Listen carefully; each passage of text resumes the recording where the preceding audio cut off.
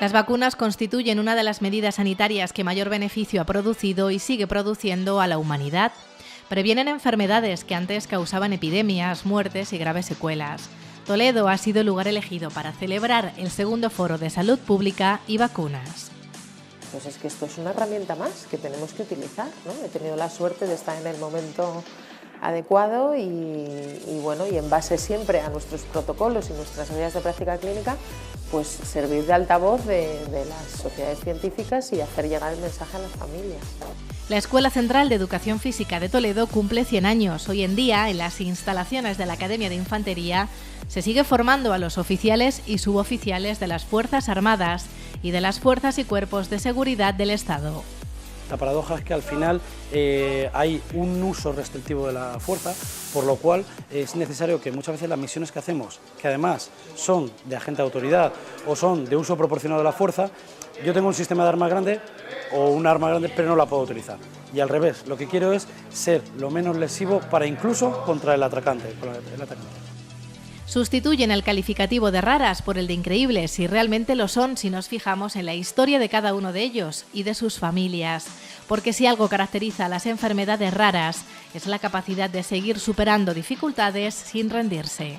No le demos la vuelta a lo desconocido, porque a veces lo desconocido también trae buenas cosas. Las enfermedades raras, en mi caso, me ha traído felicidad. Es raro decirlo, pero me da la chispa de alegría de cuando me levanto y ver a mi hijo y su sonrisa y sus buenos días. Sí, hay tragos malos, pero hay tragos buenos. En los últimos años se ha detectado una muerte masiva de abejas en todo el mundo. Las causas de esta mortandad masiva todavía están por descubrir, aunque los expertos no dudan en que la mano humana está detrás. Las consecuencias científicas ya se atisban, un declive de la salud medioambiental de nuestro planeta y, por tanto, de nuestra propia salud. Nuestra propia subsistencia, y no solo subsistencia como especie, sino nuestra propia vida, digamos, razonablemente agradable, depende de las interacciones, de los resultados de las interacciones de todas las especies que nos rodean, ¿no? Claro, a medida que empobrecemos el ambiente, nuestra vida se va haciendo cada vez más difícil y vamos reduciendo las posibilidades que tenemos de vivir de una manera adecuada, ¿no? Dalí, Velázquez y Goya, tres de sus obras más reconocidas, forman parte no solo de la historia del arte, también de la historia de la inclusión cultural. La impresión 3D y la exploración sensorial hacen posible el aprendizaje a las personas con discapacidad visual. Tenemos proyectadas algunas también de aquí de Toledo, de Castilla-La Mancha, el Greco, que estamos deseando ya ponernos con ello.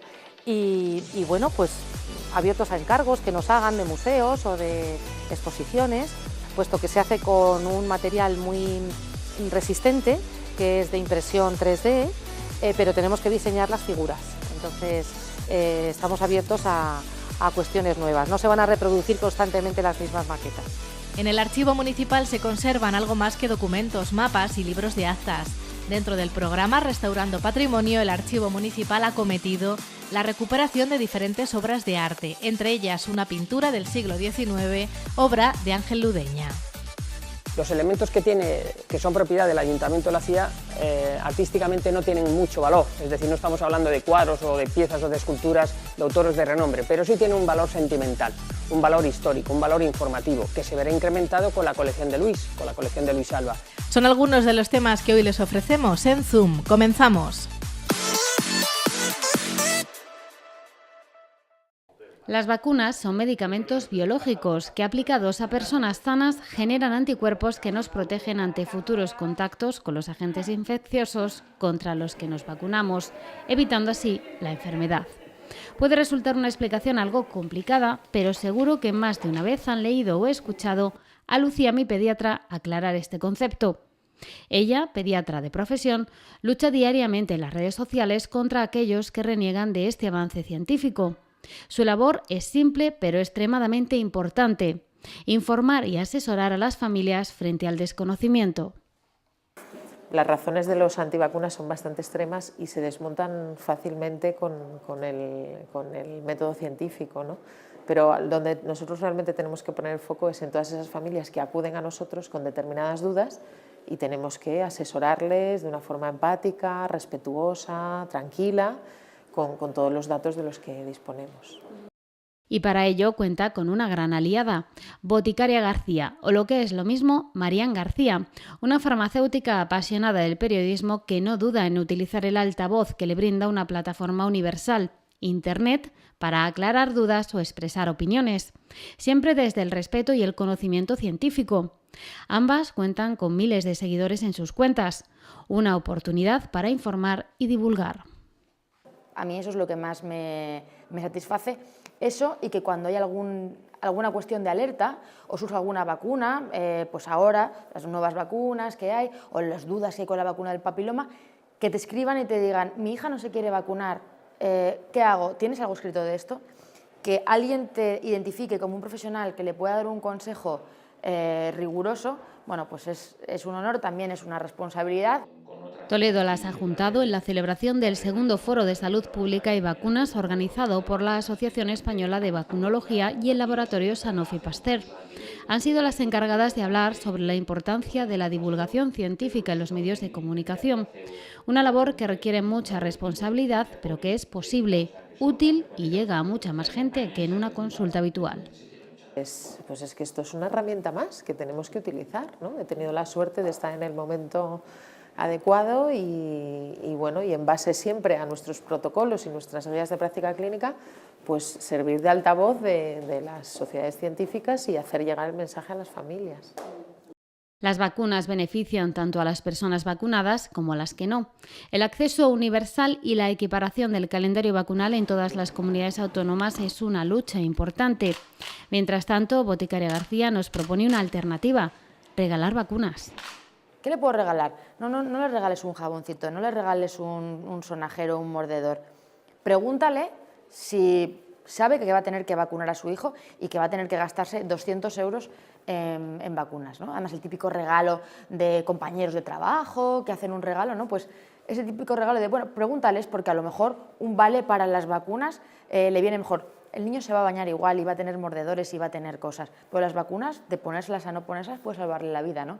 Un nuevo protagonismo, el de las influencers sanitarias, que va más allá de la moda y el postureo. Asesoran sobre salud y alertas médicas, calman a la población en momentos de desabastecimiento de medicamentos o aportan valiosa información ante la aparición y aplicación de nuevas vacunas. Y todo ello desde la responsabilidad de su profesión.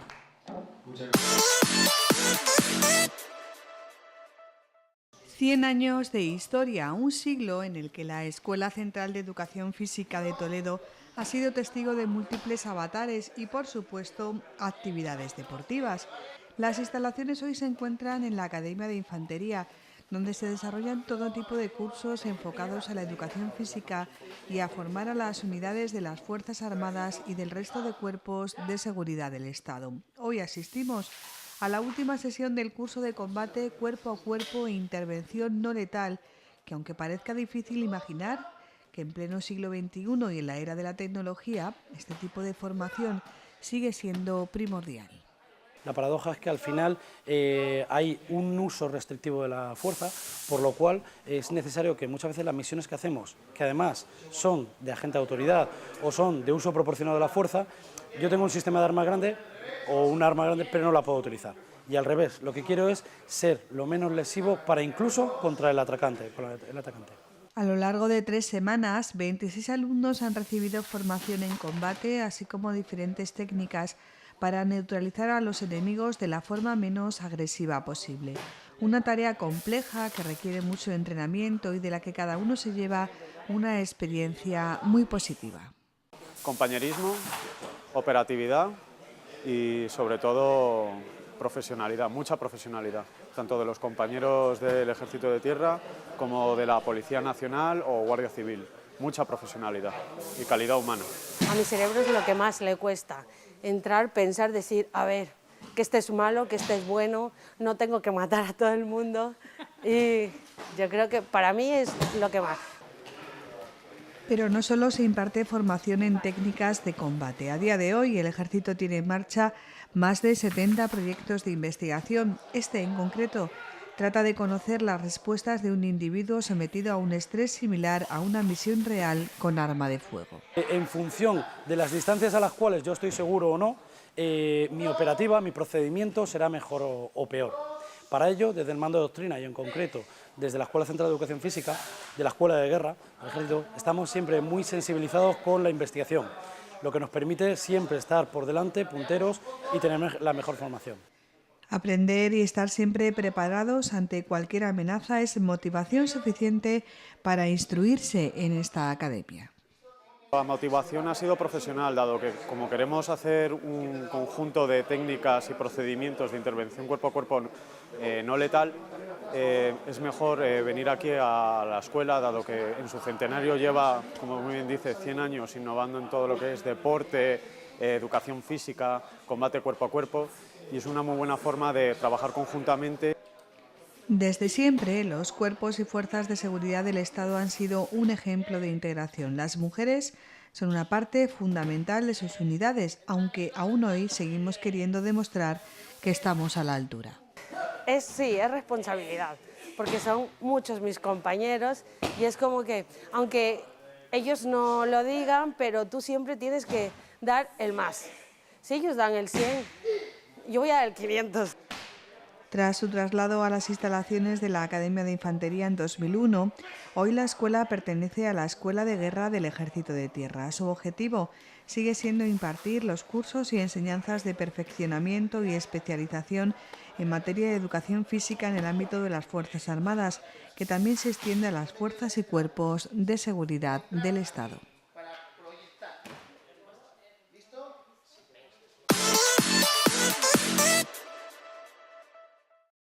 Podríamos decirles que en España existen alrededor de 3 millones de personas afectadas por una enfermedad rara, que en Castilla-La Mancha son unas 140.000, pero los números no describirían la realidad de cada una de ellas, de cada una de sus familias. Por eso preferimos hablarles de Eva o Silvia, de su voluntad, de su temperamento, o de Juanjo, que resume así de bien su labor.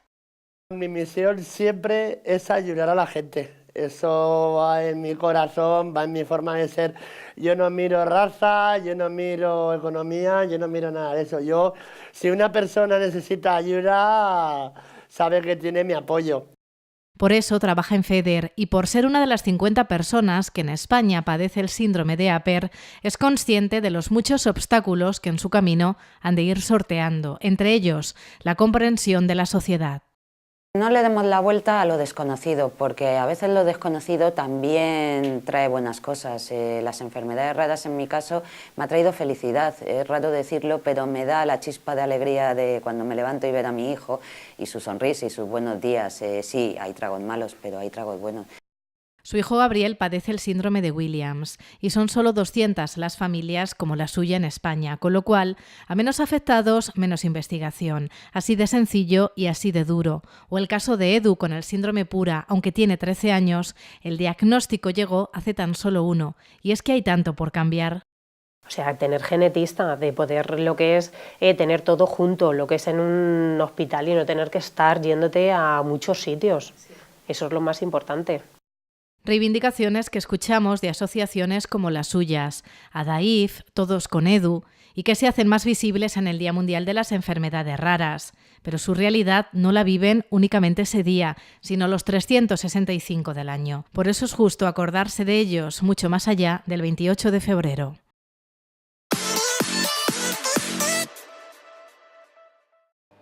En los últimos años se viene observando una fuerte disminución de la población mundial de abejas. Científicos de todo el mundo han elaborado numerosas teorías para explicar el fenómeno. Desde la Facultad de Ciencias Medioambientales de la Universidad de Castilla-La Mancha apuntan varias causas: la fragmentación de los territorios, el uso masivo de plaguicidas e insecticidas y, entre ellos, la aparición de una nueva familia de estos productos fitosanitarios, los neonicotinoides.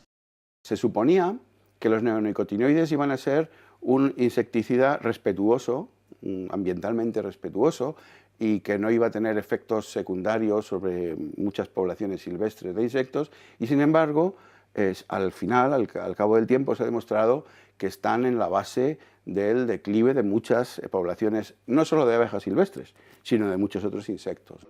La mano del hombre, de forma directa o indirecta, está detrás de la desaparición de las abejas, como también lo está como inductor del cambio climático. Los insectos forman parte de nuestro medio ambiente, tienen una función indispensable contribuyendo a su equilibrio y su presencia es necesaria también para nuestro bienestar.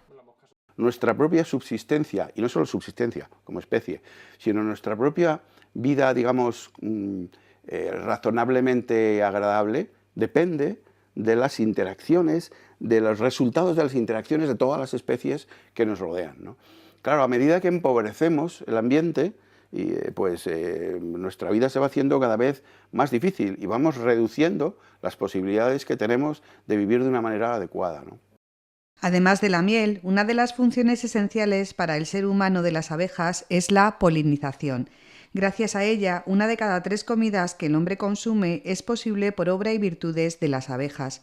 Si las abejas desaparecen, con ellas se irían multitud de plantas que dependen de ellas, con lo que se empobrecerían las especies agrícolas y esto afectaría a la dieta del hombre y de los animales.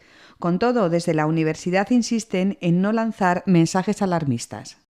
No hay que ser alarmista, pero también hay que tener en cuenta la situación que estamos. Estamos en una situación delicada. Estamos contribuyendo a una degradación masiva y muy rápida del medio ambiente, al declive y a la extinción de poblaciones locales. Y eso hay que tomárselo muy en serio. Esas proclamas de que dentro de 100 años no va a haber insectos, eso sí que es exagerado. Pero hay que tomarse las cosas en serio. Nuestro medio ambiente es un sistema perfectamente entrelazado y cualquier modificación en una pieza supone un quebranto del equilibrio medioambiental que provoca consecuencias en nuestro día a día. La investigación de todos estos cambios, junto a una adecuada percepción de cuál es nuestra labor en el cuidado del medio ambiente, ha de ser una obligación para no solo conservar lo que tenemos, sino también para dejar la mejor herencia a generaciones futuras.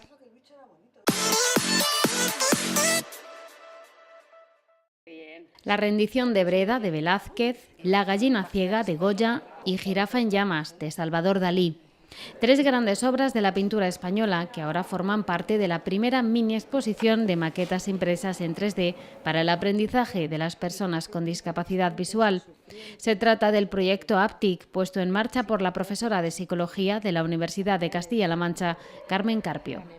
Esta idea nació por un profesor de la ONCE que vino a verme y quería hacer material para sus alumnos porque se sentían muy excluidos cuando iban a museos y cuando se les da una clase de arte porque no pueden ver adecuadamente estas obras. Entonces se quedan sin ese conocimiento y sobre todo sin esos contenidos tan importantes de nuestra historia y de nuestro arte de España para que lo puedan asimilar. Un aprendizaje que incluye 3 entradas sensoriales, la vista, el oído y el tacto. Cada una de las maquetas incluye un enlace donde podemos encontrar una narración audiovisual que nos explica las características del lienzo, el estilo, los temas, la época e incluso el autor. Un apoyo táctil más, el de las texturas. Encontramos aquí los diferentes materiales textiles que acompañan a los personajes representados en los cuadros. El color también juega un papel importante. Nos dijeron que sería muy interesante que fuera en color porque hay muchas personas con discapacidad visual que solamente tienen un 10% de resto visual, o sea que no son, digamos, ciegos totales, y entonces pueden comparar perfectamente qué figura es la que corresponde al cuadro y además eso nos ha abierto la posibilidad de que sea para cualquier persona. Nunca antes el arte se había mostrado de esta manera para el colectivo de personas con discapacidad visual y este es solo el comienzo. Tenemos proyectadas algunas también de aquí de Toledo, de Castilla-La Mancha, el Greco, estamos deseando ya ponernos con ello y bueno, pues abiertos a encargos que nos hagan de museos o de exposiciones, puesto que se hace con un material muy resistente, que es de impresión 3D, pero tenemos que diseñar las figuras, entonces estamos abiertos a cuestiones nuevas, no se van a reproducir constantemente las mismas maquetas. A partir de ahora, las próximas maquetas que se impriman las pintarán los miembros de Apanas. Una forma divertida y didáctica de enseñar y acercar el arte español a las personas con discapacidad. ¿Te puedes imaginar el éxito que ha tenido?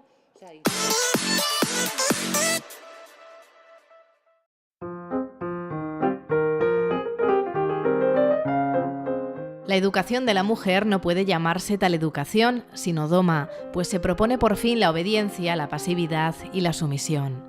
Las palabras de Emilia Pardo Bazán resuenan en una sala cargada de historia, la que atesoran sus libros, muchos de ellos escritos por mujeres y quizás por eso muchos de ellos olvidados, mujeres impresoras.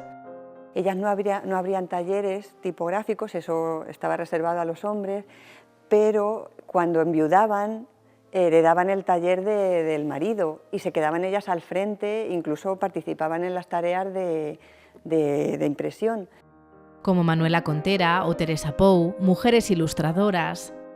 Luisa de Morales era hija del pintor Juan Valdés Leal y aquí tenemos la obra cumbre del grabado sevillano, precisamente. Es una obra que se hizo en conmemoración de la canonización de Fernando III en la Catedral de Sevilla. Para esta canonización se hicieron unas pinturas, arquitecturas efímeras y esta obra de Luisa de Morales representa todas estas arquitecturas efímeras y pinturas. Y mujeres periodistas como Sofía Casanova. Fue una mujer gallega, pero se casó con un escritor polaco y se fueron a Polonia y viajó por toda Europa contando la Primera Guerra Mundial, la Segunda Guerra Mundial o la Revolución Rusa. 87 obras para descubrir a 67 mujeres, el homenaje de la Biblioteca de Castilla-La Mancha a las mujeres y los oficios del libro. Y es cierto que algunas no necesitan presentación. Santa Teresa de Jesús, la propia Rosalía de Castro o María Montessori, de la que tanto se habla en este tiempo. Se educó en un ambiente culto, tuvo conocimientos de pedagogía, de medicina y de psicología, y que luego aplicó cuando estuvo trabajando con niños que veía que tenía algunos problemas mentales. Entonces se dio cuenta que lo importante para la educación de esos niños era el entorno. Escritoras, ilustradoras, impresoras, traductoras, pedagogas, periodistas y lectoras, a pesar de todo. La mujer no ha tenido acceso a la educación hasta muy tarde y dependía mucho de la clase social a la que pertenecía para tener acceso a esa educación. La educación, además, históricamente estaba dedicada más a un tema de protocolo y de educación espiritual y no de educación para el conocimiento y para que esas mujeres a su vez pudieran transmitir ese conocimiento. Mayor mérito para ellas, teniendo en cuenta que hasta bien entrado el siglo XIX la mayoría no sabía ni leer ni escribir. Y este homenaje a todas ellas a través de la colección Borbón Lorenzana, con sus más de 100.000 volúmenes, entre ellos estas obras que atesoran cada una de estas vitrinas, sacando del olvido lo que injustamente ha permanecido allí tanto tiempo.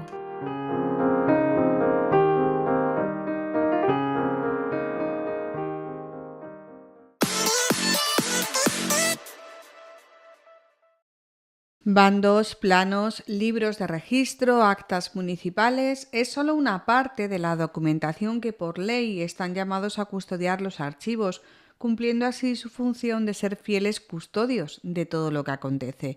El caso del Archivo Municipal de Toledo es excepcional y no solo por la historia de una ciudad como la nuestra, sino también porque guarda en estos almacenes infinidad de documentos, objetos singulares y obras de arte que completan el relato histórico de nuestra ciudad. Así ocurre, por ejemplo, con las fotografías, revistas, carteles, programas de cine. Dentro del programa Restauramos nuestro patrimonio, el Archivo Municipal ha acometido este pasado año la restauración de 3 importantes piezas: un libro de acuerdos del siglo XVII, un lote de carteles del siglo XIX y la obra Alegoría de la Historia Toledana. Una alegoría de la historia de Toledo, con elementos claves de esa historia de Toledo, con elementos visigodos, árabes, romanos, con un cuadro, con una pintura en la que se refleja, por ejemplo, el plano de Toledo de Coello, con una reproducción posiblemente del libro cartulario de jurados en el que está el escudo de la ciudad. Es decir, es una obra muy muy bonita, muy del siglo XIX, de un pintor toledano que posiblemente no sería Redondo o Vera, pero es un pintor toledano que hay que recuperar. El lienzo pintado por el pintor toledano Ángel Ludeña en 1862 se encontraba en la sala capitular baja del ayuntamiento, donde actualmente se celebran los plenos, y estaba muy deteriorado. La restauradora Canto González ha sido la responsable del trabajo de recuperación, que se ha completado con la realización de un nuevo bastidor y marco, obra de Raúl Sánchez. De esta forma, el archivo contribuye a recoger y difundir el patrimonio de la ciudad, memoria viva de los toledanos. Los elementos que son propiedad del Ayuntamiento de la Cía, artísticamente no tienen mucho valor, es decir, no estamos hablando de cuadros o de piezas o de esculturas de autores de renombre, pero sí tienen un valor sentimental, un valor histórico, un valor informativo, que se verá incrementado con la colección de Luis Alba. El proceso de restauración de estas 3 obras se puede seguir paso a paso en la web del Archivo Municipal y el luneto se puede contemplar en la propia sede del archivo. La colaboración entre el Centro de Restauración de Castilla-La Mancha, el Ayuntamiento de Toledo y el trabajo de Canto González han hecho posible esta labor que contribuye a salvaguardar y difundir el patrimonio de la ciudad de Toledo.